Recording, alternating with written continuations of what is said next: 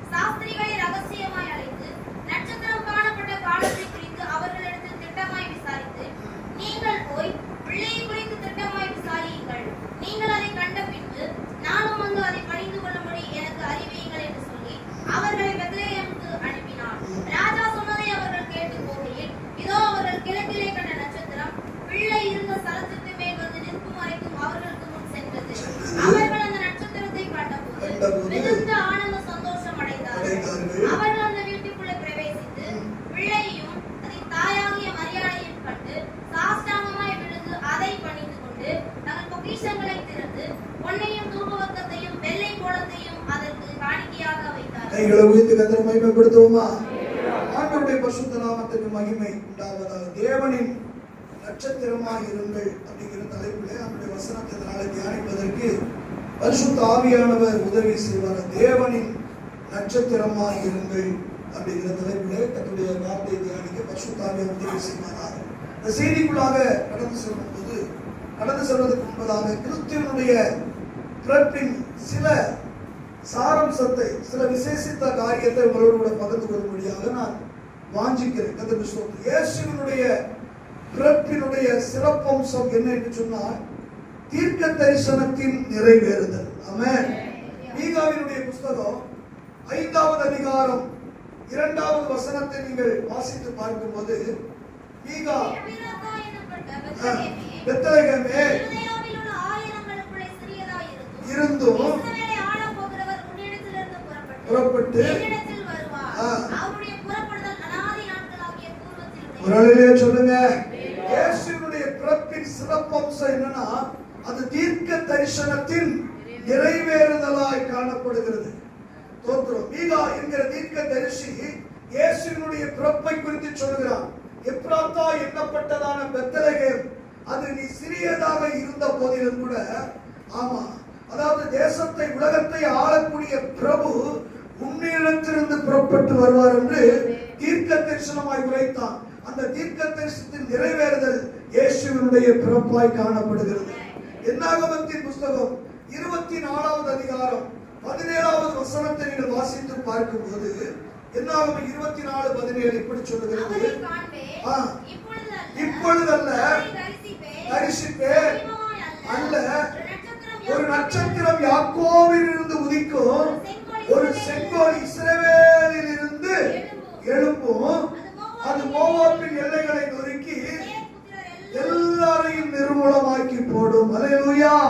இங்கே சொல்லப்படுகிற காரியம், ஒரு நட்சத்திரம் யாக்கோபில் இருந்து உதிக்கும், ஒரு செங்கோல் இஸ்ரவேலில் இருந்து எழும்பும் அப்படிங்கிறாரு. கர்த்தர் சொல்லி யாக்கோபில் இருந்து அப்படின்னு சொல்றாரு. அப்படின்னா என்ன? யாக்கோவை குறித்து நமக்கு தெரியும். யாக்கோவுக்கு 12 குமாரர்கள். அதுல ஒருவனுடைய பெயர் யூதா. ஆமென் சொல்லுங்க. இந்த யூதா குலத்தில் தான் தாவீது என்கிற மனிதன் பிறந்தார். இந்த தாவீதுடைய வம்சத்தில் தான் இரட்சகர் இயேசு பிறந்தார். யோவான் எழுதின சுவிசேஷ புஸ்தகம் 7வது அதிகாரம் 42வது வசனம் இப்படி சொல்கிறது. யோவான் 7:42 தாவீதின் சந்ததியிலும் ஊரிலும் இருந்து கிறிஸ்து வருவார் என்று சொல்லவில்லையா என்றார்கள். அல்லேலூயா. அப்ப இயேசுவினுடைய பிறப்பின் சிறப்பம்சம் என்ன அப்படின்னா அது தீர்க்க தரிசனத்தின் நிறைவேறுதலாய் காணப்படுகிறது. கையை உயர்த்தி புரிந்து கொள்ளுங்க. இயேசுவினுடைய பிறப்பை குறித்து நமக்கு தெளிவு நமக்கு வேணும். அது தீர்க்க தரிசனத்தின் நிறைவேறுதல். இரண்டாவது காரியம் என்ன? அப்படின்னா மத்தேயு எழுதின சுவிசேஷ புத்தகம் அந்த 2வது அதிகாரம் 2வது வசனத்தை பார்க்கும்போது யூதருக்கு ராஜாவாக பிறந்திருக்கிறவர் எங்கே? ஹல்லேலூயா சொல்லுங்க. ஆமா. இரண்டாவது சிறப்பம்சம் என்ன அப்படின்னு சொன்னா, எல்லாரும் இந்த பூமியில பிறந்து வளர்ந்து ராஜாவாக ஆகுவார்கள், மாறுவார்கள், ஆகியிருக்கிறார்கள். ஆனால் இயேசு அப்படி அல்ல. அவர் பிறக்கும் போதே ராஜாவாக அவர் பிறந்தார். சில கைகளை காணுங்க. அவர் பிறக்கும் போதே ராஜாவாக பிறந்தார். யோவான் எழுதின சுவிசேஷ புத்தகத்திலே 18வது அதிகாரம் 37வது வசனத்தை நீங்கள் வாசித்து பார்க்கும்போது பிலாத்து இயேசுவை பார்த்து ஒரு கேள்வி கேட்கிறாரு. அப்படியானால் நீ ராஜாவா என்று கேட்கிறார். அதற்கு இயேசுவினுடைய பதில், நீ சொல்லுகிறபடி நான் ராஜாவே தான். ஹல்லேலூயா சொல்லுங்க. இயேசுவினிடத்தில் பிலாத்து கேட்கிறான், நீ ராஜாவா அப்படின்னு சொல்லி கேட்கிறான். நீ சொல்லுகிறபடி நான் ராஜா தான். அப்ப இரண்டாவது சிறப்பம்சம் என்ன? எல்லாரும் பிறந்து வளர்ந்து அவங்க ராஜாவா ஆகியிருக்கிறாங்க. ஆனால் இயேசு பிறக்கும் போதே ராஜாவாக அவர் பிறந்தார். ஹல்லேலூயா சொல்லுங்க. மூன்றாவது சிறப்பம்சம் என்ன அப்படின்னா, அந்த மத்தேயு எழுதின புத்தகத்தையே அந்த 2வது அதிகாரத்துல 1-2 வசனத்தை சேர்ந்து மறுபடியும் வாசிப்போம். ஏரோதின் நாட்களிலே இயேசு பிறந்த பொழுது வந்து கிழக்கிலே அவருடைய நட்சத்திரத்தை கண்டு அவரை பணிந்து கொள்ள வந்தோம். ஹல்லேலூயா. லூக்கா எழுதின சுவிசேஷ புத்தகம் 2வது அதிகாரம் 11-12 ஆகிய வசனம். பிறந்திருக்கிறார், காண்பீர்கள். ஒரு ஹல்லேலூயா சொல்லுங்க. கர்த்தருக்கு ஸ்தோத்திரம். இங்கே கவனிங்க. மூன்றாவது சிறப்பம்சம் என்னன்னா, இயேசுவினுடைய பிறப்பை சாஸ்திரிகளுக்கு நட்சத்திரம் அறிவித்தது. கவனிக்கிறீங்களா? இயேசுவினுடைய பிறப்பை ஸ்தோத்திரம் நட்சத்திரம் சாஸ்திரிகளுக்கு அறிவித்தது. இங்கே லூக்கா 2வது அதிகாரத்துல அந்த 11-12 ஆகிய வசனத்தை நம்ம பார்க்கும்போது மேய்ப்பர்களுக்கு தூதர்கள் அவர்கள் இயேசுவின் பிறப்பை அறிவித்தார்கள். ஆமென். இது ஒரு பெரிய சிறப்பம்சம். என்ன அப்படின்னு சொன்னா, சாஸ்திரிகள் அவர்கள் ரொம்ப ஞானவான்கள். அவர்களுக்கு நட்சத்திரம் அறிவிக்கிறது இயேசுவின் பிறப்பை. ஆனால் ஆடு மேய்க்கிற மந்தையர்களுக்கு தூதர்களே வந்து என்ன செய்கிறாங்க? இன்றைக்கு கர்த்தராகிய இயேசு என்னும் இரட்சகர் உங்களுக்கு தாவீதின் ஊரிலே பிறந்திருக்கிறார், பிள்ளையை துணிகளிலே சுற்றி முன்னணியிலே கிடத்தி இருக்க நீங்கள் காண்பீர்கள். ஒரு ஹல்லேலூயா சொல்லுங்களேன். கர்த்தருக்கு மகிமை உண்டாவதாக. என்ன ஒரு சிறப்பு அப்படின்னு சொன்னா, தோத்திரம் மேய்ப்பர்களுக்கு சுவிசேஷம் அறிவிக்கப்படுகிறது. எப்படி அறிவிக்கப்படுகிறது அப்படின்னு சொன்னா, இன்றைக்கு தாவீதின் ஊரிலே உங்களுக்காக, யாருக்காக? உங்களுக்காக பிறந்திருக்கிறார் அப்படிங்கிற ஒரு காரியம். அதுக்கு அடையாளம் என்ன? பிள்ளையை நீ அங்கே துணிகளிலே சுற்றி முன்னணியில கிடத்தி இருக்க காண்பீர்கள். ஏன்? மேய்ப்பர்களுக்கு அறிவிக்கப்பட்டது. எவ்வளவோ ஜனங்கள் இருக்கும்போது எத்தனையோ தீர்க்க தரிசிகள் அவரை குறித்து தீர்க்க தரிசனம் உரைத்தாங்க. அவங்கெல்லாம் எதிர்பார்த்து மேசியா வருவார் என்று எதிர்பார்த்து காத்திருந்தாங்களே. அதுல ஒரு மனிதன் சிமியோன், அவன் ஆலயத்திற்கு இயேசுவை 8வது நாள் கொண்டு வந்த போதுதான், ரட்சணியத்தை என் கண்கள் கண்டது, என்னை சமாதானத்தோடு இப்பொழுது நீ போக விடும் என்று சொல்லி அவன் சொல்லுகிறதை நம்ம பார்க்கிறோம். அண்ணால் அவளும் அந்நேரத்தில் வந்து அவரை குறித்த தீர்க்க தரிசனம் உரைத்தாள் என்று சொல்லி, இப்படி எத்தனையோ தீர்க்க தரிசிகள் இருக்கும்போது இயேசுவின் பிறப்பை குறித்து மந்தை மேய்ப்பர்களுக்கு ஏன் அறிவிக்கப்பட்டது? ஒன்றை கவனிக்க வேண்டும். அங்கே சொல்லப்படுகிற காரியம், மந்தை மேய்ப்பர்கள் ராக்காலத்தில் தன்னுடைய மந்தையை காத்து கொண்டு இருக்கும் போது, அதை நீங்க வாசித்து பாத்தீங்கன்னா உங்களுக்கு தெரியும். 8ல இருந்து நீங்க வாசித்து பாத்தீங்கன்னா, வாசிக்க வேண்டாம், வாசித்து பாத்தீங்கன்னா உங்களுக்கு தெரியும். ராக்காலத்துல மந்தை இணைஞ்சாங்களா, மேய்ப்பர்கள் காத்து கொண்டு இருக்கும் போது தூதர்கள் தோன்றி, தோத்திரம் பயப்படாதிருங்க, எல்லா ஜனத்துக்கும் மிகுந்த சந்தோஷத்தை உண்டாக்கக்கூடிய ஒரு நல்ல செய்தி உங்களுக்கு சொல்லுகிறேன் அப்படின்னா. ஏன் மந்தையை அவங்க காத்து கொண்டிருக்கிற மேய்ப்பர்கள் ஏன் ரொம்ப முக்கியமானவங்க அப்படின்னு சொன்னா, அந்த நாட்களிலே தோத்திரம் இவர்கள் இந்த மேய்ப்பர்கள் ரொம்ப பிரதானமானவங்க. என்ன பிரதானமானவங்க அப்படின்னு சொன்னா, கர்த்தருக்கு ஸ்தோத்திரம், பலி செலுத்துவதற்காக அதாவது பாவ நிவாரண பலி, அடுத்து சமாதான பலி, இன்னும் பலவிதமான பலிகளை குறித்து லேவியராகம புஸ்தகத்தில் சொல்லப்பட்டிருக்கிறது. அப்படி பலி செலுத்துவதற்காக பழுதில்லாத ஆட்டுக்குட்டியை கொண்டு வந்து என்ன செய்ய வேண்டும்? அது 1 வயது நிரம்பின ஆட்டுக்குட்டியா இருக்கணும், அது பழுதில்லாமல் இருக்கணும். அதை கொண்டு வந்து என்ன செய்ய வேண்டும்? தேவனுக்கு பலி செலுத்தப்பட வேண்டும். ஆனபடினால இப்பொழுது இங்க இருக்கிற ஆடுகளை போல கிடையாது. 10 ஆடு, 20 ஆடு, 100 ஆடு அப்படி வச்சுக்கிறது இல்ல. அவங்க வைத்திருக்கிற ஆடு 5000, 10,000, 20,000 என்று சொல்லி இருக்கும். நல்லா கவனிக்கணும். அப்போ ஒரு 20,000 ஆடுகள் இருக்கு அப்படின்னு சொன்னா அதுல செனை உள்ள ஆடுகள் இருக்கும். அந்த செனை உள்ள ஆடுகள் எப்பொழுது அது பிரசவிக்கும், குட்டி ஈடும் என்று தெரியவே தெரியாது. நான் சொல்றது உங்களுக்கு புரிகிறதா? அந்த செனை உள்ள ஆடு எப்பொழுது அது குட்டி ஈடும் என்று தெரியவே தெரியாது. ஆனபடினாலே ஒருவேளை அது ஈடும் நேரத்தை, ஏன்னா அந்த செனை உள்ள ஆடுகளை எல்லாம் தனியா பிரித்து வைத்திருப்பாங்க. அது எப்பொழுது வேணாலும் ஈழலாம். ஒருவேளை இரவு நேரத்தில் கூட அது ஈழலாம். அப்படி ஈடுமானால் அந்த ஆடு கீழே விழுந்து அதுல ஏதாவது இணைந்திடக்கூடாது, பழுதாகிவிடக் கூடாது. பழுதாகிடுச்சுன்னா அது பலி செலுத்துவதற்கு உகந்ததாய் காணப்படாது என்பதற்காக அதை கண்ணும் கருத்துமாக ராக்காலத்திலே விழித்திருந்து மேய்ப்பர்கள் அதை பார்த்துக் கொண்டே இருப்பார்களாம். அல்லேலூயா. காரணம், அந்த ஆடுகளை பிரித்து கொடுக்கிறவர்கள் இந்த மந்தை மேய்ப்பர்கள். கர்த்தருக்கு ஸ்தோத்திரம். ஆனபடினால அதை கண்ணும் கவனமாக பார்த்துக் கொண்டிருப்பார்கள். அப்படி ஈண்ட உடனே அந்த ஆட்டுக்குட்டியை துணி எடுத்து நினைச்சுவார்களாம். அதை சுத்தி, அந்த ஆட்டுக்குட்டியை துணிகளினாலே சுத்தி அதை மிகவும் ஜாக்கிரதையாய் பாதுகாப்பார்களாம். ஏன்னு சொன்னா அந்த குட்டி எங்கேயாவது விழுந்து பழுதாகிவிட்டால் அது பலிக்கு உகந்ததாய் மாறாது என்று சொல்லி துணிகளிலே ஒவ்வொரு ஆட்டுக்குட்டியும் துணிகளினால் சுத்தி சுத்தி சுத்தி சுத்தி வைத்திருப்பார்களாம். ஆனபடினால் தான் தோற்றம் தூதர்கள் மேய்ப்பர்களுக்கு தோன்றி, நீங்கள் இங்கே துணிகளிலே சுத்தி வைத்திருக்கிறீர்களே, பலி செலுத்தும்படி இனி நீங்கள் அப்படி செய்ய வேண்டிய அவசியம் இல்லை. ஏனால் உங்களுக்காக ஒரு பலியான ஒரு ஆட்டுக்குட்டி அங்கே பிறந்திருக்கிறது. அந்த ஆட்டுக்குட்டி துணிகளிலே சுத்தி முன்னணியில கிடத்தி இருக்க நீங்கள் காண்பீர்கள். அல்லேலூயா. அதைத்தான் யோவான் சாணன் பார்த்து சொன்னார், இதோ உலகத்தின் பாவங்களை சுமந்து தீர்க்கிற தேவ ஆட்டுக்குட்டி என்று சொல்லி. கையை வைத்து கர்த்தரை மகிமைப்படுத்துவோமா? ஏனென்றால் மேய்ப்பர்கள் தான் அந்த பலி ஆட்டுக்குட்டியை பிரித்து கொடுக்கிறபடினாலே மேய்ப்பர்கள் மிகவும் பிரதானமானவர்கள். ஆகையால் தான் இனி இப்படிப்பட்ட பலி தேவையில்லை. பலியாகிய ஒரு ஆட்டுக்குட்டி பிறந்திருக்கிறார். அதனுடைய அடையாளம் என்ன தோத்திரம் என்று சொன்னால் ஒன்றே ஒன்று, அதை துணிகளில் சுத்தி முன்னணியிலே கிடத்தி இருக்க காண்பீர்கள். இதுவே உங்களுக்கு அடையாளம். ஆமென் சொல்லுங்க. அல்லேலூயா. மூன்றாவது சிறப்பு. 4வது சிறப்பு என்ன தெரியுமா? தோத்திரம். எல்லாரும் வாழ்றதுக்காக பிறப்பாங்க, ஆனா இயேசுநாதர் மட்டும்தான் சாகிறதுக்காகவே பிறந்தாரு. அல்லேலூயா. நீங்கள் நானும் எதுக்காக பிறந்திருக்கிறோம் அப்படின்னா வாழ்றதுக்காக பிறந்திருக்கிறோம். இந்த மாதிரி இருக்கீங்க. எதுக்காக பிறந்திருக்கிறோம்? நீங்கள் நானும் வாழ்வதற்காக பிறந்திருக்கிறோம். ஆனா இயேசு கிறிஸ்து ஒருவர் மட்டும்தான் சாவதற்காகவே பிறந்தாரு.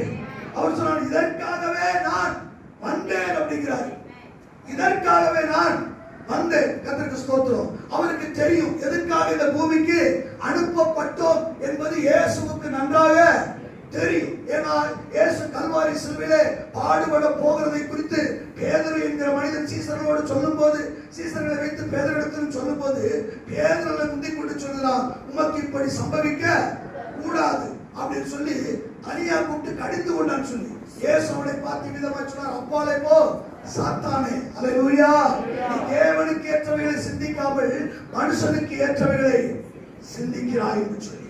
அப்ப இயேசுவுக்கு தெளிவா தெரியும் இந்த பூமிக்கு எதற்காக நான் அனுப்பப்பட்டேன், எதற்காக வந்து. ஒன்றே ஒன்று, இயேசுடைய சிறப்பம்சம் என்ன அப்படின்னா, இயேசு அவன் இந்த பூமியில் பிழைத்திருப்பதற்காக சாவதற்காகவே அவர் பிறந்தார். அதனாலதான் அவர் இப்படி சொன்னாரு, சாக நினைக்கிறவன் பிழைச்சுக்குவான், பிழைக்க நினைக்கிறவன் செத்து போவான். அப்போதான் சொன்னாரு, தன் ஜீவனை ரட்சிக்க விரும்புகிறவன் அதை இழந்து போவான், தன் ஜீவனை இழக்கிறவன் அதை மீட்டுக் கொள்வான் என்று. ஆமென். இது ஆண்டவருடைய பிறப்பினுடைய சிறப்பு அம்சம் என்பதை நாம் முதலாவது அறிந்து கொள்ள வேண்டியது அவசியமா இருக்கு. இப்ப நம்ம ஆண்டவருடைய வார்த்தைக்குள்ள நம்ம இப்ப பிரவேசிக்கலாம். கர்த்தருக்கு ஸ்தோத்திரம். ஆமென். அந்த மத்தேயு 2வது அதிகாரத்திலே 1-2 வசனத்தை ஒருவர் வாசிங்க. ஏரோது ராஜாவின் நாட்களில் யூதேயாவில் உள்ள பெத்லகேமிலே இயேசு பிறந்த பொழுது கிழக்கிலிருந்து சாஸ்திரிகள் எருசலேமுக்கு வந்து யூதருக்கு ராஜாவாக பிறந்திருக்கிறவர் எங்கே? கிழக்கிலே அவருடைய நட்சத்திரத்தை கண்டு அவரை பணிந்து கொள்ள வந்தோம். ஒரு அழகா சொல்லுங்க, கவனிங்க. எத்தனையோ நட்சத்திரங்கள் உலகத்தில் இருக்கிறது, ஆமாவா இல்லையா? ஆபிரகாமை கூட ஆண்டவர் பார்த்து சொன்னார்.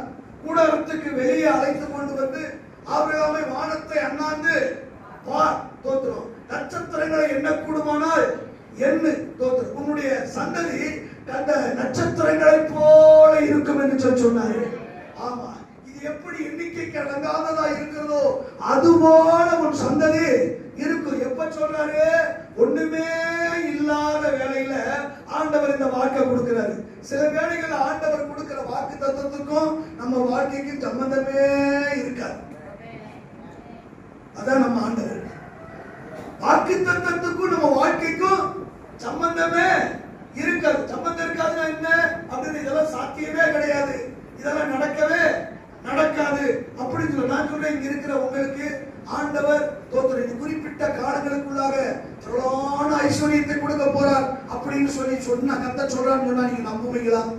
திரளான ஐஸ்வர்யத்தை அப்படின்னா நம்புறதுக்கு ஏதுவாவே இருக்காது. ஆனா வசனம் சொல்றது, வெண்கல கதவை உடைத்து இருப்பு தாழ்பாடுகளை உடைத்து அந்தகாரத்தில் இருக்கிற பொக்கிஷங்களையும் ஒளிவிடத்தில் இருக்கிற புதையலையும் நான் உனக்கு தருவேன். அல்லேலூயா. சில வேளையில நம்பவே முடியாது. நம்ப முடியாத ஒன்றை தான் கர்த்தர் சொல்லுவாரு. ஆனா அவர் உங்களை பார்த்து சொல்லல, உங்களை நினைச்சு சொல்லல. உங்க நீதி, உங்க பரிசுத்தம், உங்க திறமை, உங்க தொழில் இதெல்லாம் வச்சு சொல்றதுல, அவர் தன்னை வச்சு சொல்றது. ஏன்னா என்னால எல்லாம் செய்ய முடியும். அப்ப ஆபிரகாமுக்கு வானத்து நட்சத்திரங்களை போல உன் சந்ததி இவ்வளவாய் பெருகி இருக்கும் அப்படின்னு சொன்னாருன்னா என்ன தெரியுமா? ஆபிரகாம வச்சு சொல்லல, சாராள வச்சு சொல்லல, அவரை வச்சு சொல்றாரு. என்னால உனக்கு அப்படி உண்டு பண்ண முடியும். இருக்கிற தெய்வ பிள்ளைங்க, ஒருவேளை தோத்திரம் எனக்கு இப்படி ஒரு கற்பத்தின் நனி இல்லையே, தோத்திரம் எனக்கு ஒரு புத்திரவாக்கு இல்லையே சொல்லி ஒருவேளை அங்கலாய்த்து கொண்டிருக்கலாம். என் ஆண்டவர் உங்களுக்கு ஆபிரகாமுக்கு கொடுத்த வாக்கு தத்தத்தை நிறைவேற்றுவது உண்மையானா உங்களுக்கும் ஆண்டவர் நிறைவேற்றுவதற்கு வல்லவராயிருக்கிறார். உங்க சந்ததிகள் இந்த பூமியில தலைத்திருக்குங்க.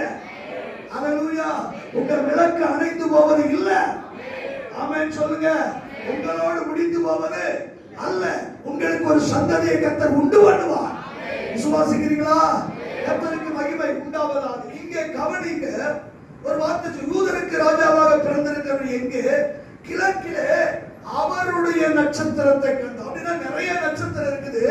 இந்த நட்சத்திரம் யாருடைய நட்சத்திரம்? ஹலோ, எல்லாவற்றையும் அவர் தான் படைத்தாரு. ஆனா இந்த நட்சத்திரத்துக்கு ஒரு சிறப்பு அம்சம், இது அவருடைய நட்சத்திரம். இந்த நட்சத்திரம் என்னது? இது அவருடைய நட்சத்திரம். கர்த்தருக்கு மகிமை உண்டாவதாக. நிறைய நட்சத்திரம் எல்லாமே அவர் தான் படைச்சாரு. ஆனா இந்த நட்சத்திரத்துக்கு சிறப்பு என்ன? இது அவருடைய நட்சத்திரம். ஆமென். இங்க அங்க சொல்றாரு பாருங்க, ராஜா யூதருக்கு ராஜாவாக பிறந்திருக்கிறவர் எங்கே? கிழக்கிலே அவருடைய நட்சத்திரத்தை நாங்கள் கண்டோம். நான் சொல்ல, இந்த உலகத்துல எத்தனையோ நபர்கள் இருக்கலாம், எல்லாவற்றையும் ஆண்டவர் தான் படைச்சாரு. எத்தனை நம்புறீங்க? தோத்திரம். எல்லாவற்றையும் இல்லங்க எங்க அம்மா தொட்டில் கட்டி போடுச்சான் அதனால நான் பிறந்தனா. நீ தொட்டில கட்டி போட்டாலும் சரி, குடில கட்டி போட்டாலும் சரி, ஆமா, பிள்ளைகள் கர்த்தரால் வரும் சுதந்திரம், கற்பத்தின் கனி அவரால் கிடைக்கிற பலன். ஆமென் சொல்லுங்க. நம்புறீங்களா? தொட்டில் கட்டி போட்டதுனால பிள்ளை வந்துச்சு அப்படின்னு சொன்னீங்களா? அப்படி இல்லை. ஆபிரகாம் எங்க போய் தொட்டில கட்டி போட்டாரு? தோத்திரம். ஒரு அழகா சொல்லுங்க. அதனால தொட்டில்ல கிடையாது. கர்த்தருக்கு ஸ்தோத்திரம். ஆண்டவருடைய அற்புதத்தை நீங்க பாத்தீங்கன்னா, தோத்திரம், வயது முதிர்ந்த சகரியா, எலிசபெத், அவனே சொல்றான், நான் கிழவன், என் மனைவி கிழவி, தோத்திரம், அப்படின்னா சாத்தியம் இல்லை அப்படிங்கிறான். ஆனா அவர் சொன்னாரு, தேவனால் கூடாதது ஒன்றுமே இல்லை. நீ நம்பாதனால நீ ஊமையா போற. நான் சொல்றேன், இப்படி சில அடையாளங்கள் எல்லாம் நம்ம சபையில் ஆண்டவர் வச்சாருன்னா நல்லா இருக்கும். நம்பாதவர்களுக்கு பூரா, விசுவாசிகளுக்கு பூரா, என்னத்துக்கு அவர் விசுவாசிக்கிறேன், அதனால எப்படி நம்ம விசுவாசிக்கிறோம் அடுத்த ஆளுக்கு என்ன ஒரு பயம், அத்தாடிய ஊமையை தின்னாரு யாரு அத்தாவாத அவரை பேசிப்பாரு அப்படின்னு எடுத்துதான். ஆமா, வாய் கைச்சாடலாம். இப்படி எல்லாம் ஏதாவது நடந்துச்சுன்னா இருக்கீங்களா? ஹல்லேலூயா. கர்த்தருக்கு மேல் ஆபிரகாம் சாரால் அதேதான். அவர் தன்னுடைய வழிபாடெல்லாம் நின்று போனது.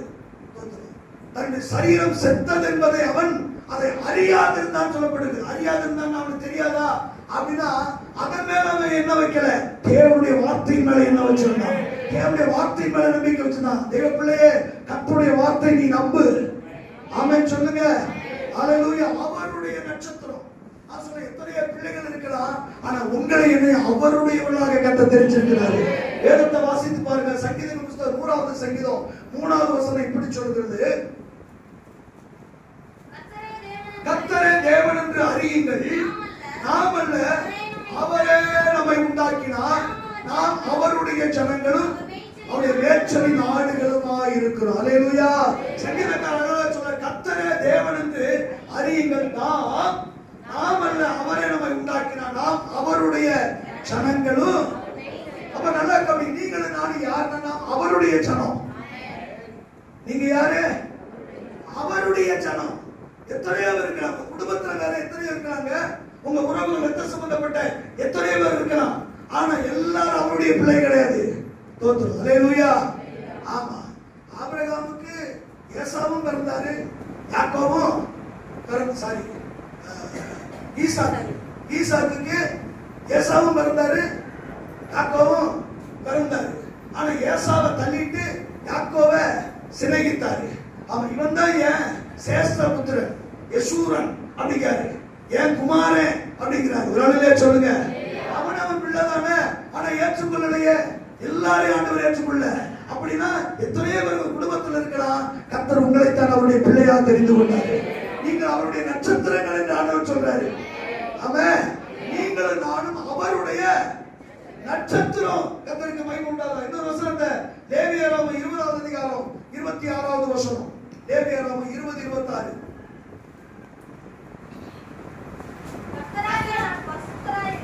இருக்கிறபடினாலே இருங்க. அல்லாஹ் நீங்கள் என்னுடையவர்களாக இருக்கும்படிக்கு உங்களை நான் மற்ற ஜனங்களை விட்டு இணைந்தனா பிரித்தெடுத்து. எதுக்காக ஆண்டவர் அந்த கூட்டத்தில் இருந்து, எந்த கூட்டம்? நீங்க எந்த கூட்டத்தில் நினைக்கிறீங்க? நாங்கெல்லாம் அந்த வகையா. எந்த வகையாரு? அந்த வகையா. நாங்கெல்லாம் அந்த கூட்டங்க. அந்த கூட்டத்திலிருந்து எதுக்காக ஆண்டவர் பிரித்தெடுத்தார்னா அவருடையவர்களாக இருக்கும்படிக்கு. அவருக்குரியவர்கள் நீங்களும் நானும். அதனால சொல்லப்படுகிறது அவருடைய நட்சத்திரம். அப்ப நீங்களும் நானும் யாரு? அவருடைய நட்சத்திரம். நீங்களும் நானும் அவருடைய நட்சத்திரம். இந்த நட்சத்திரம் எப்படி இருக்கணும்? தானியேல் புத்தகம் 12வது அதிகாரம் 3வது வசனம். தானியேல் 12:3. ஞானவான்கள் ஆகாய மண்டலத்தின் ஒளியைப் போலவும் அநேக நீதிக்கு உட்படுத்துகிறவர்கள் நட்சத்திரங்களைப் போலவும் என்றென்றைக்கும் உள்ள சதா காலங்களில் என்ன செய்வாங்களாம்? ஒரு அழகையா சொல்லுங்க. அவருடைய நட்சத்திரம் சதா காலம் என்ன செய்வாங்களாம்? என்றென்றும் உள்ள சதா காலமும் பிரகாசித்துக் கொண்டே இருப்பாங்க. ஐயா உயர்த்தி, நீங்க அவருடைய நட்சத்திரமா இருந்தா நீங்க எப்படி இருக்கணுமா? எப்படி இருக்கணுமா? எப்படி இருக்கணுமா? பிரகாசமுடையவர்களா இருக்கணுமா? மோசே மலைக்கு போறாரு, தோத்திரம். அதுக்கு முன்னாடி யாரும் மலைக்கு போனதே இல்லையா? அப்படின்னா எத்தனை பேரே மலைக்கு போயிருக்கலாம். ஆனா இவரும் மலைக்கு போறாரு. மலையில போய் கர்த்தரோடு கூட இருந்து அமர்ந்து 40 நாள் கழிச்சு திரும்பி கீழே வராரு. கீழே வரும்போது வேதம் சொல்றது மோசேயினுடைய முகம் பிரகாசித்திருந்தது, அதை அவன் அறியாதிருந்தான். ஜனங்க பாக்குறாங்க, பார்த்தவன் மூஞ்ச பாக்குறதுக்கே பயப்படுறாங்க. கையை வைத்து சொல்லுங்க, மூஞ்ச பாக்குறதுக்கே பயப்படுறாங்க. தோத்துரும். நேற்று நினைக்கிறேன், நாங்க ஒரு வீட்டுக்காக ஜெபம் பண்ண போயிருந்தோம். அப்ப அந்த வீட்டுல போய் நானும் பாஸ்டமா போயிருந்தோம். அங்க எல்லா லைட்டையும் போட்டு வச்சிருந்தாங்க.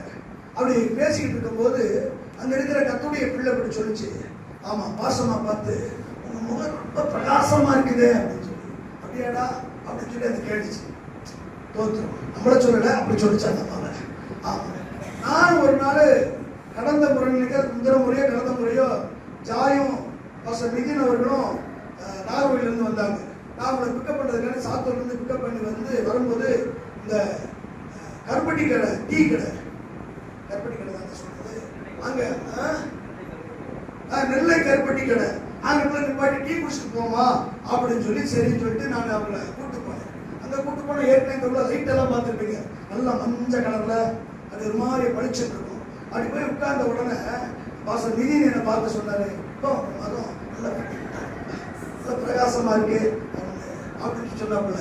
என்ன இப்ப ஐஸ் வச்சுட்டு இருக்கீங்கன்னு தவா சொல்லுங்க. அல்லேலூயா. அப்படி சொல்லும்போது நமக்கு ஒரு சந்தோஷம் தானே. ஒரு அல்லேலூயா சொல்லுங்க. என்ன உங்க மூஞ்சி இருளடைஞ்சு மாதிரியா இருக்குன்னு நமக்கு இருக்கிற மூஞ்சி போயிடும். ஆமா, உங்க முகம் நல்லா கொஞ்சம் பார்த்து சவரியை செஞ்சுட்டே இருக்காரு அப்படின்னா பாக்குறது அவருக்கு இன்னும் சிரிப்பு வருது. ஒரு அல்லேலூயா சொல்லுங்க. கையை வைத்து சொல்லுங்க. கர்த்தருக்கு மகிமை உண்டாவதாக. கவனிங்க, மோசே தேவனோடு போய் அமர்ந்து திரும்பி வரும்போது ஒருத்தர் வேதம் சொல்லுது அவருடைய முகம் எப்படி இருந்ததா? பிரகாசமா இருந்தது. அப்போ தேவனோடு ஒரு மனுஷன் இருக்கும் போது அவருடைய முகம் எப்படி இருக்குமா? பிரகாசம். வேதம் சொல்றது ஞானவான்கள் ஆகாய மண்டலத்தின் ஒளியை போலவும் அநேகரை நீதிக்கு உட்படுத்துகிறவர்கள் நட்சத்திரங்களை போல என்ன சொல்லுவாங்களா? என்றைக்கும் சதா காலம் எப்படி இருப்பாங்களா? பிரகாசித்து. நீங்க ஆண்டவருடைய நட்சத்திரமா இருந்தா எப்படி இருக்கணும்? எப்படி இருக்கணும்? அது வாயத்தா சொல்லுங்க. எப்படி இருக்கணும்? பிரகாசமா இருக்கணும். யோவான் ஸ்நானனை குறித்து இயேசு சொன்னாரு, யோவான் 5:35 அவன் எரிந்து பிரகாசிக்கிற விளக்கா இருந்தான், நீங்களும் சில காலம் அவன் வெளிச்சத்திலே கலிகூரமானதாக இருந்தீர்கள் சொல்லி. யோவான் இந்த பூமியில இருந்த நாட்களே பிரகாசிக்கிற ஒரு விளக்காய் காணப்பட்டான். ஆமென் சொல்லுங்க. அப்ப நீங்களும் நானும் அவருடைய நட்சத்திரம். அப்போ நட்சத்திரம் எப்படி இருக்கணும்னா பிரகாசமா இருக்கணும். ஆமென். அப்படின்னா இன்னைக்கு வீட்டுக்கு போன உடனே நல்ல முகத்தை சோப்பட்டு கழுவி பேரல அப்படி போட்டு பேரவரை ஏத்தி தோத்த கண்ணாடிக்கு முன்னு பாத்திர வேண்டியதான். அப்படி இல்லை. நான் சொல்ல ஒண்ணுமே போடாட்டாலும் தேவ சமூகத்துக்கு போனா சமூகம் உங்களை பிரகாசிக்கும். ஆமென் சொல்லுங்க. அல்லேலூயா. வேதம் சொல்ல அவர்கள் அவரை நோக்கி பார்த்து பிரகாசம் அடைந்தார்கள், அவர்களுடைய முகங்கள் வெட்கப்படவில்லை. ஆண்டவரை நோக்கி பார்க்கிற ஒவ்வொரு முகங்களையும் கர்த்தர் இன்றைக்கு பிரகாசிக்க பண்ணுகிற தெய்வம். அல்லேலூயா. அப்ப நீங்களும் நானும் அவருடைய நட்சத்திரம். அந்த நட்சத்திரம் எப்பொழுது எப்படி இருக்கணுமா? பிரகாசமா இருக்கணும், பிரகாசித்துக் கொண்டே இருக்கணும். இதை கர்த்தர் விரும்புகிற ஒன்றாய் காணப்படுகிற ஆண்டவருக்கு மகிமை உண்டாவதாக. அப்போ ஒன்று, நீங்களும் நானும் அவருடைய நட்சத்திரம். அது பிரகாசிக்கிற ஒரு நட்சத்திரம். நான் சொல்ல எத்தனையோ நட்சத்திரம் இருந்துச்சு, எல்லா நட்சத்திரத்தையும் பார்த்தா அவங்க போகலையே. அப்ப இந்த நட்சத்திரம் அதை விட எப்படி இருந்திருக்கு? ஒரு சிறப்பு வாய்ந்ததா? புரிகிறதா? இந்த நட்சத்திரம் மற்ற நட்சத்திரத்துக்கு இது எப்படிப்பட்டது? ஒரு சிறப்பு வாய்ந்தது. அப்ப பிரகாசமா இருந்திருக்கு. அதனாலதான் அதை பார்த்து அவங்க ஃபாலோ பண்ண முடிச்சிருக்குது. அப்போ எத்தனையோ சனங்கள் இருக்கலாம், அவங்க கூட உங்க குடும்பத்தில் இருக்கலாம். ஆனா நீங்களும் நானும் அவருடைய நட்சத்திரமா இருந்தா பிரகாசம் உடையவராக இருக்க வேண்டும். ஆமென் சொல்லுங்க. இரண்டாவது மத்தேயு 2வது அதிகாரத்துல இந்த நட்சத்திரம் எப்படி இருக்கணும் அப்படின்னு சொன்னா, ஆமா 2வது அதிகாரத்துல 7 முதல் 10 வசனங்களை பாருங்க. அப்பொழுது ஏரோது சாஸ்திரிகளை ரகசியமாய் அழைத்து நட்சத்திரம் காணப்பட்ட காலத்தை குறித்து அவர்களிடத்தில் திட்டமாய் விசாரித்து, நீங்கள் போய் பிள்ளையை குறித்து திட்டமாய் விசாரியுங்கள். நீங்கள் அதை கண்ட பின்பு நானும் வந்து அதை பணிந்து கொள்ளும்படி எனக்கு அறிவியுங்கள் என்று சொல்லி அவர்களை பெத்லகேமுக்கு அனுப்பினார். ராஜா சொன்னதை அவர்கள் கேட்டு போகையில், இதோ அவர்கள் கிழக்கிலே கண்ட நட்சத்திரம் பிள்ளை இருந்த ஸ்தலத்திற்கு மேல் வந்து நிற்கும் வரைக்கும் அவர்களுக்கு முன் சென்றது. அவர்கள் அந்த நட்சத்திரத்தை கண்டபோது மிகுந்த ஆனந்த சந்தோஷம் அடைந்தார்கள். ஒரு அல்லேலூயா சொல்லுங்க. இரண்டாவது, இந்த நட்சத்திரம் முன் செல்லுகிற நட்சத்திரம். ஆமா. அல்லது இந்த நட்சத்திரம் முன்மாதிரி உள்ள ஒரு நட்சத்திரம். நீங்க கவனிங்க, கர்த்தருக்கு மகிமை உண்டாகட்டும். என்ன செய்கிறது அப்படின்னு சொன்னா, இந்த நட்சத்திரத்தை பார்த்துத்தான் அவர்கள் இயேசுவை பார்க்க போகிறாங்க. ஏன்னா இயேசு எங்க இருக்கிறாரு எப்படி அப்படின்னு அவங்களுக்கு தெரியவே தெரியாது. அப்ப இந்த நட்சத்திரம் தான் அவர்களுக்கு என்ன செய்கிறது? வழிகாட்டுகிறதாக இருக்கிறது. நான் சொல்றேன், நீங்க அவருடைய நட்சத்திரமா இருப்பேன்னு சொன்னால் இருளில் இருக்கிற ஜனங்கள் வெளிச்சத்தை கண்டார்கள் வேதம் சொல்கிறது. அந்த இயேசுவை பார்க்க வேண்டுமானால் உங்கள் மூலமாக அவர்கள் இயேசுவை பார்க்க வேண்டும். இருளுக்குள் இருக்கிற ஜனங்க உங்க மூலமாக இயேசுவை அறிய வேண்டும். நீங்கள் அவர்களுக்கு வழிகாட்டிகளாக இருக்க வேண்டும். இன்னைக்கு எத்தனையோ நம்ம சகோதரர்களை குறித்து பார்க்கிறோம், சகோதரிகளை குறித்து பார்க்கிறோம். என்னது? அறியாமையினால என் ஜனங்கள் சீர்கெட்டு போகிறான்னு சொன்ன வார்த்தையின்படி இன்னைக்கு அநேகர் என்ன செய்யறாங்க? தோத்துறோம். ஒரு கூட்டம் பாத யாத்திரை போகுது, அறியாம தோத்துறோம். அறியாம போய்கிட்டு இருக்கு, நீங்க பார்த்திருப்பீங்க. கர்த்தருக்கு ஸ்தோத்திரம். இதெல்லாம் நம்ம பார்க்கிறோமே, ஆனா மெய்யான தெய்வத்தன்னை வழிகாட்டுகிற ஒரு நட்சத்திரங்களாக கர்த்தர் உங்களை வைத்திருக்கிறாரு. இவங்கெல்லாம் மெய் தெய்வத்தை அறியாதபடி போய் கொண்டிருக்கிறாங்க. இயேசு சொன்னார், தோத்திரம், நானே வழி, நானே சத்தியம், நானே ஜீவனுமாய் இருக்கிறேன். என்னாலே என்று ஒருவனும் பிதாவினிடத்திலே வரான் என்று சொல்லி கர்த்தர் சொன்னாரு. அப்போ அந்த சொர்க்கிய ராஜ்யத்திற்கு, அந்த பரலோகத்திற்கு அங்கே போக வேண்டும், மெய்யான தெய்வத்தண்டை போக வேண்டுமானால் தெய்வ ஜனமே, நீங்கள் நானும் வழிகாட்டுகிற ஒரு நட்சத்திரங்களாக நாம் இருக்கணும். கவனிக்கிறீங்களா? நாம் எத்தனை பேருக்கு வழிகாட்டி இருக்கிறோம்? மெய் தெய்வத்தண்டை செல்வதற்கு வழிகாட்டி இருக்கிறோம். இதுவரைக்கும் அப்படி இல்லாவிட்டால் ஒரு தீர்மானம் எடுப்பது. கிறிஸ்துவின் பிறப்பின் நாளிலே பண்டிகை கொண்டாடி கொண்டிருக்கிறவே எத்தனையோ ஜனங்கள் இன்றைக்கு வழி விலகி மெய்யான தெய்வத்தை அறியாமல் போய் கொண்டிருக்காங்கப்பா. அவர்களுக்கெல்லாம் நான் இயேசுவண்டை காண்பிக்கிற ஒரு வழிகாட்டியாகிய ஒரு நட்சத்திரமாக இருக்க விரும்புகிறேன் என்று சொல்லி நம்மை அர்ப்பணிக்க வேண்டியது அவசியமா இருக்கிறது. ஆமென் சொல்லுங்க. ஹல்லேலூயா. கர்த்தருக்கு மகிமை உண்டாவதாக. இன்னொரு நட்சத்திரத்தை குறித்து வேதத்துல சொல்லப்பட்டிருக்குது. ஆமா, யூதாவின் புத்தகம் நிருபம், யூதாவின் நிருபம் எடுங்க, வேதத்தை திருப்புங்க.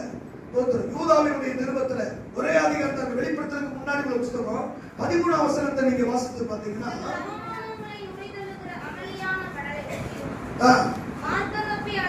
மார்க்கம் தப்பி அலைகிற நட்சத்திரங்களுமாய் இருக்கிற. நீங்க கவனிங்க, இங்க ஒரு நட்சத்திரத்தை குறித்து ஆவியானவர் எழுதியிருக்கிறார். இந்த நட்சத்திரம் எப்படிப்பட்டதா? மார்க்கம் தப்பி. அப்படின்னா என்ன? தானும் போகாது, மற்றவங்களையும் போக விடாது. இந்த நட்சத்திரம் தானும் எங்க போகாது? அந்த சரியான லெக்கை நோக்கி போகாது, மற்றவங்களையும் அங்கே வருக. நம்ம பூர்வீகத்தை விட்டுட்டு, நம்ம பரம்பரையை விட்டுட்டு, நம்ம குலம் என்ன, கோத்திரம் என்ன, என்னவா குலம், என்னவா கோத்திரம் இருக்கீங்களா? ஹலோ, ஹல்லேலூயா. இந்த நட்சத்திரம் எப்படிப்பட்டது? மார்க்கம் தப்பி அலைகிற ஒரு நட்சத்திரம். இதுக்கு சரியான பாதை தெரியவே தெரியாது, மற்றவங்களையும் போகவும் விடாது. ஒருவேளை இப்படிப்பட்ட ஒரு நட்சத்திரத்தை நீங்க பார்ப்பீங்கன்னா, இவர்களுக்கு சரியான ஒரு வழிகாட்டியான நட்சத்திரமா நீங்கள் நான் இருக்கணும். ஆமென். இப்படி அலைகிற, தடுமாறுகிற, மார்க்கம் தப்பி திரிகிற இந்த நட்சத்திரங்களுக்கு நீங்கள் நானும் சரியான வழியை காட்டுகிற ஒரு நட்சத்திரமா இருக்கணும். ஏசாயா எழுதின தீர்க்கதரிசன புத்தகம் 30ஆவது அதிகாரம் 21ஆவது வசனத்தை நீங்க வாசித்து பாத்தீங்கன்னா, ஏசாயா 30:21. நல்லா கவனிங்க, என்ன சொல்லுதுப்பா? வலதுபுறமாய் சாயும் போதும் இடதுபுறமாய் சாயும் போதும் வழி இதுவே. ஒரு அல்லேலூயா சொல்லுங்க. நல்லா கவனிங்க, இந்த நட்சத்திரம் என்ன செய்யணுமா? ஒரு கூட்டம் வலதுபுறம் சாயுமா, ஒரு கூட்டம் இடதுபுறம் சாயுமா. அப்படி சாயும் போதெல்லாம் நீங்க என்ன சொல்லணும்? இதல்ல, வழி இதுவே, வழி இதுவே, இதுதான் வழி. மகிமையின் தேவ சபைக்கு போற வழி இதுதான் அப்படின்னு நீ போராயி தோற்றணும். இல்ல இல்ல இல்ல இல்ல. ஆமா, இயேசு ராஜாவினிடத்தில் போகிற வழி, ரட்சகரிடத்தில் போகிற வழி, இயேசுவை காண்பிக்கிற வழி. ஆமென் சொல்லுங்க. ஹல்லேலூயா. கொஞ்சம் மாறிட்டாலும் போச்சு. புக்கரோட போனோம்னா அங்க போட்டுருக்குது மதுரை செல்லும் வழி, இங்கிட்டு திருநெல்வேலி செல்லும் வழி. கொஞ்சம் திருப்பி வச்சாச்சுன்னா தோத்துரும். இங்கிட்டாம திருநெல்வேலின்னு போட்டிருக்குது, இங்கிட்டு மதுரைன்னு போட்டிருக்குது. இதை இப்படி திருப்பி வச்சோம்னா திருநெல்வேலி போறவங்க கன்னிசை பாதையில் வந்துட்டு இருக்கோம். நான் சொல்ற உங்களுக்கு புரிகிறதா?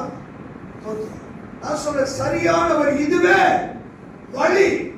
போறவங்க தடுமாறிட்டான கேட்பாங்க, ஐயா இது திருநெல்வேலி போமா? ஐயோ இது அப்படி போகாது, நீங்க அப்படி போகணும்.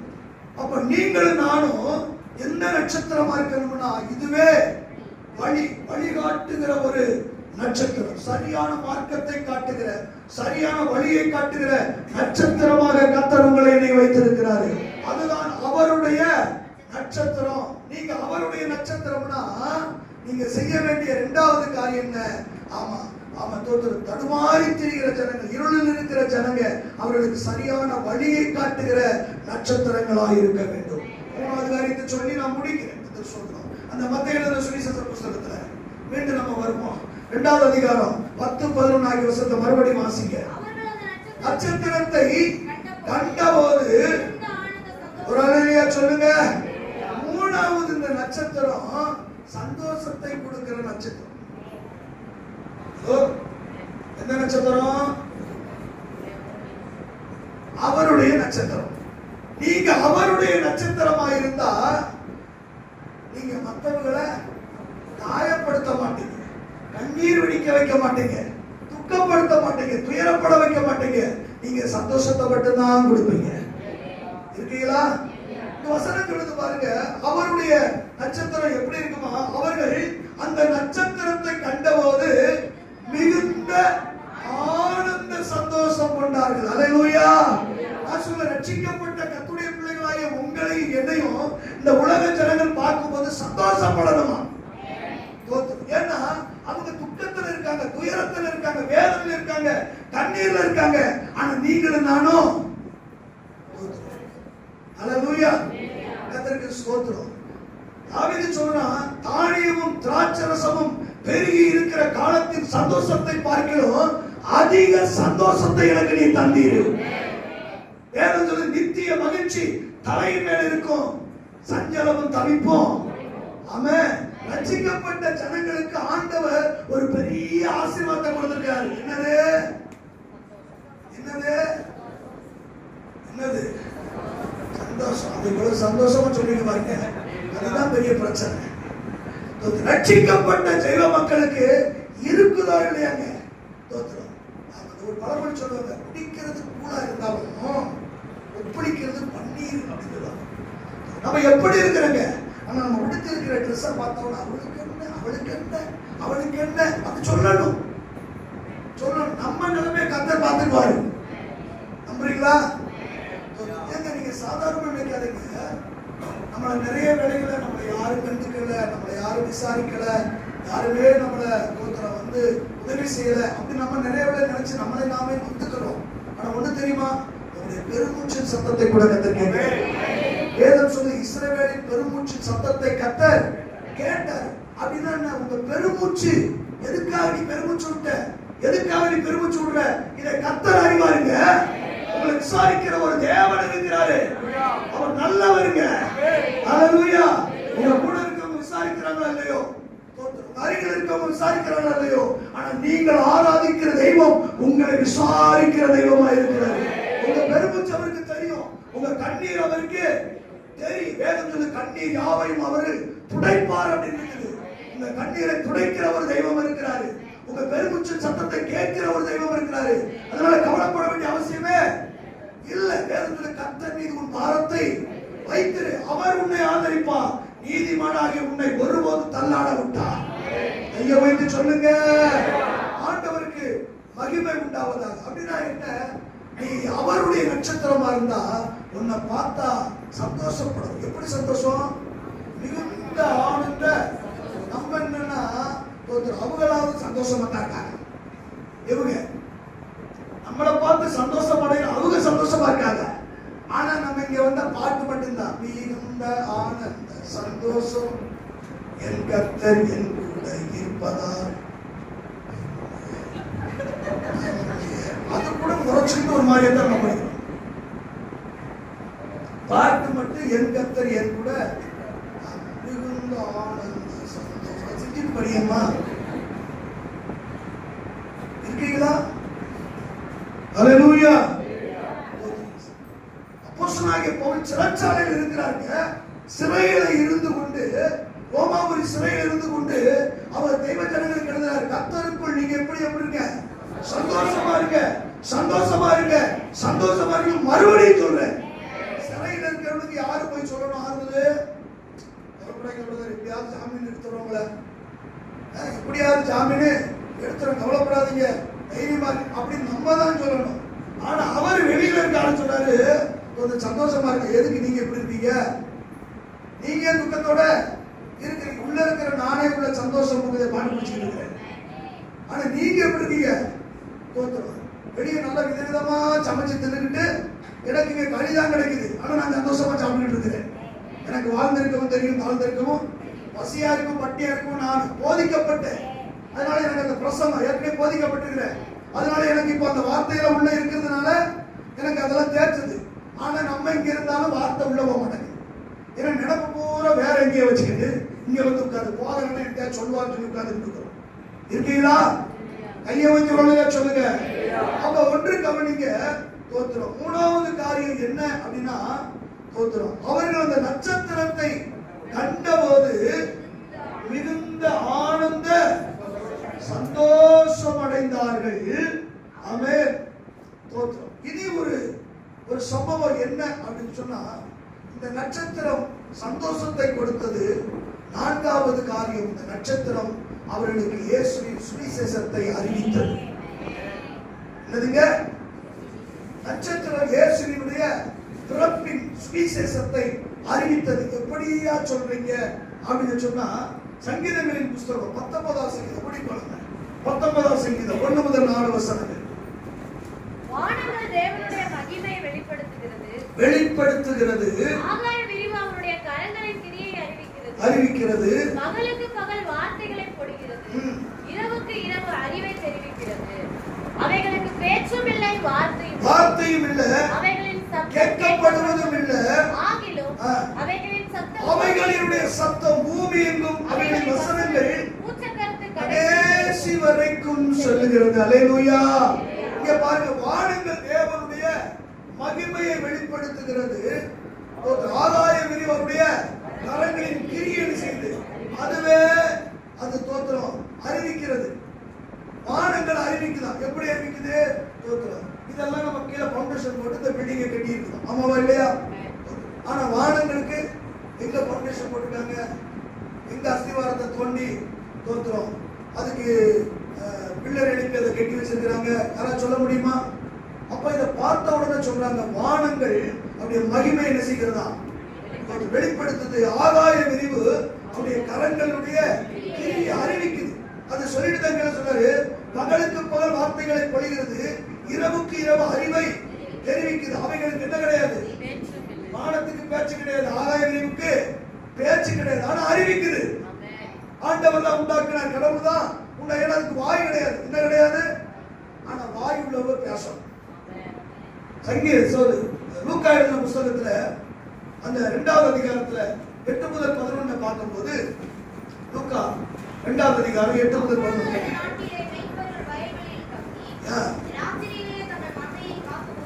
இருந்தாங்க. வந்து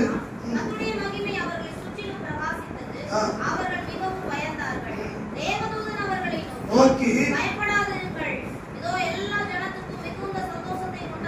நல்ல செய்தி உங்களுக்கு நாங்கள் அறிவிக்கிறோம், கிறிஸ்து என்ற இரட்சகர் உங்களுக்கு தாவீதின் ஊரிலே பிறந்திருக்கிறார். ஒரு அழகே சொல்லுங்க. தேவதூதர்கள் அறிவிக்கிறாங்க. ஏன்னா தேவதூதர்களுக்கு என்ன இருக்குது? வாய் இருக்குது, வார்த்தை இருக்குது. ஆமாவா இல்லையா? ஆனா நட்சத்திரத்துக்கு என்ன கிடையாது? என்ன கிடையாது? வாயும் கிடையாது, வார்த்தையும் கிடையாது. ஆமாவா இல்லையா? அதனால ஆனாலும் அதை அறிவிக்கிறது. எப்படி அப்படின்னா, அவர்களால் அறிந்து கொள்ளத்தக்க விதத்திலே அது தம்மை வெளிப்படுத்துகிறது. அதுக்கு வார்த்தை கிடையாது, ஆனாலும் அறிவிக்கிறது. ஆமென் சொல்லுங்க. அப்ப நட்சத்திரம் அறிவித்ததினால்தான் அவர்கள் கரெக்டாக வந்து நினைச்சு இயேசுவை வந்து பார்த்து அதை கண்டு அதை பணிந்து கொண்டார்கள். நான் சொல்றேன், இன்னைக்கு உங்களுக்கு எனக்கு ஆண்டவர் அழகான வாயை கொடுத்திருக்காரு. என்ன வாய்? அழகான வாயை கொடுத்திருக்காரு, வார்த்தையை கத்த கொடுத்திருக்கிறாரு. அப்ப வாய் இருக்கு, வார்த்தை இருக்குது. அப்ப இந்த வாயும் வார்த்தையும் வைத்துக் கொண்டு நீங்களும் நான் செய்ய வேண்டிய ஒரு காரியம் என்ன தெரியுமா? அவரை அறிவிக்க வேண்டும். அப்படி எதற்காக இயேசு இந்த பூமியிலே பிறந்தார்? எதற்காக இந்த பூமியிலே பிறந்தார்? எதற்காக வளர்ந்தார்? எதற்காக கல்வாரி சிலுவையிலே அறையப்பட்டார்? எதற்காக மரித்தார்? எதற்காக 3ஆம் நாள் உயிரோடு எழுந்தார்? அதை அறிவிப்பதற்காகத்தான் கர்த்தர் உங்களை என்னையும் அவருடைய நட்சத்திரமாக கர்த்தர் வைத்திருக்கிறார். நீங்கள் அவருடைய நட்சத்திரமாக இருந்தால் நீங்கள் அறிவிக்கிறவர்களாக இருக்கணும்.